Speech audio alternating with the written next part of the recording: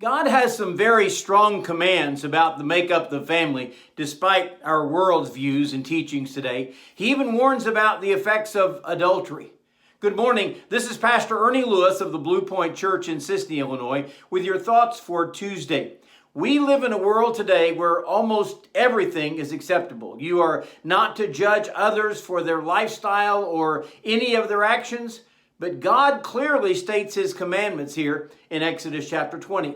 And the seventh command, He says, you shall not commit adultery. Now first, we realize that the marriage vow is a lifetime commitment. It is to be faithful to your spouse through thick and thin, through better or worse, or sickness and health, through poverty and wealth, etc. All those things that we vow. And this is so important that we realize God's rule in marriage. For He says, they will leave their father and their mother and cleave unto their spouse, and the two shall actually become one.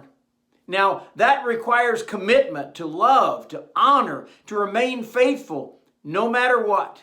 We live in a day when marriage is not honored today. In many cases, it's not even practiced, because a couple thinks that they can live together without that kind of commitment. We see horrible examples of those who were living outside the bonds of marriage in the Bible, experienced the awful results of their infidelity. I believe this commitment or this command against adultery encompasses any sexual act outside of the marriage vow. Even for those who aren't married, but they still decide to engage in sexual activity. God is so serious about the problem of adultery, He actually uses His people and their unfaithfulness to Him as an example or as a picture of what the adulterer is like when they are not faithful. James even addresses his crowd and says, you adulterers and adulteresses, don't you know that friendship with the world is enmity with God? They were not faithful to the Lord. In 1 Corinthians chapter 6 and verse 9, he even reminds us that fornicators, adulterers, and such like will not inherit the kingdom of God. Jesus also taught us that adultery doesn't require a sexual act of any kind. In Matthew chapter 5, verse 27, He said, you have heard that it was said of them of old time, thou shalt not commit adultery.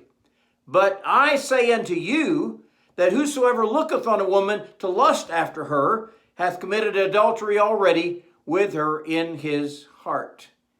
Jesus taught several principles that way. So adultery is a terrible act of transgressing God's law for the married, but it's also an act of the mind and the heart and the will for those who live in lust.